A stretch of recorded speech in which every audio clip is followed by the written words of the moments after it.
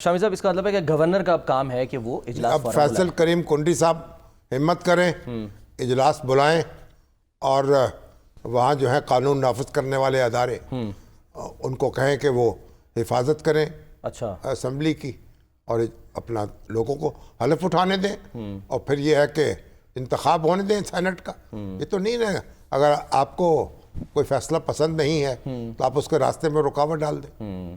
آج بڑی ایک اہم ملاقات بھی سر ہو رہی ہے صدر اور وزیر اعظم آصف علی زرداری صاحب سے، جی ہاں، صدر آصف علی زرداری سے جی ہاں، جماعت شریف صاحب کی۔ جی ہاں، چلیے صدر اور وزیر اعظم کی ملاقات جو ہے ویسے تو کوئی خبر نہیں ہوتی، لیکن یہ تو معمول کی بات ہے، لیکن بہرحال دونوں کی ملاقات ہو رہی ہے، اس کو بھی یہ ڈسکس کریں گے مسئلہ اس میں کیسے کیا کرنا چاہیے۔ ٹھیک ہے، سینٹ کے الیکشن۔ اچھا سر، ہمارے وہ جمشید دستی صاحب جو ہیں وہ بیچارے نااہل ہو گئے، ان کے ایف اے کی جو سند ہے وہ جعلی تھی، پتہ نہیں ان کو کیا ضرورت پڑی اس تکلف کرنے کی۔ اب تو وہ ایف اے کی سند جو ہے اس کو لگانے کی کیا ضرورت تھی؟ اور اب تو سر وہ مشرف والے دور کی وہ بھی نہیں تھی نا، اچھے خاصے وہ انقلابی نوجوان تھے، کیا کیا پاپڑ بیلے انہوں نے، کیسے کیسے جناب قلعہ بازیاں کھائیں، گھروں پہ چھاپے پڑے ان کے، گھروں پہ کیسے مشکلوں میں سے گزرے، اور بڑے یعنی ایک سب کچھ کے باوجود نا ایک بڑی دل آویز شخصیت تھی۔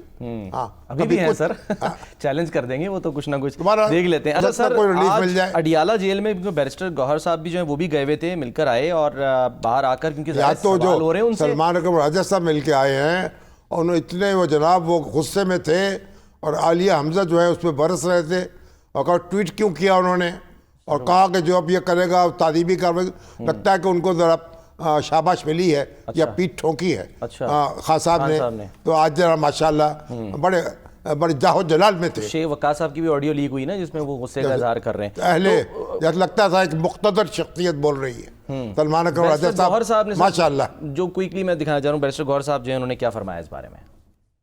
خان صاحب کی تحریک شروع ہو چکی ہے، اور خان صاحب کہہ چکے ہیں کہ جی اس کا پیک ہوگا 5 تاریخ کو، اور 5 تاریخ خان صاحب کے اریسٹ کے 2 سال پورے ہو جائیں گے۔ پاکستان تحریک انصاف ایک بڑی پارٹی ہے، جب اس قسم کی باتیں آ جاتی تو لوگ ان کو اٹھاتے ہیں، لیکن اختلاف کوئی نہیں ہے۔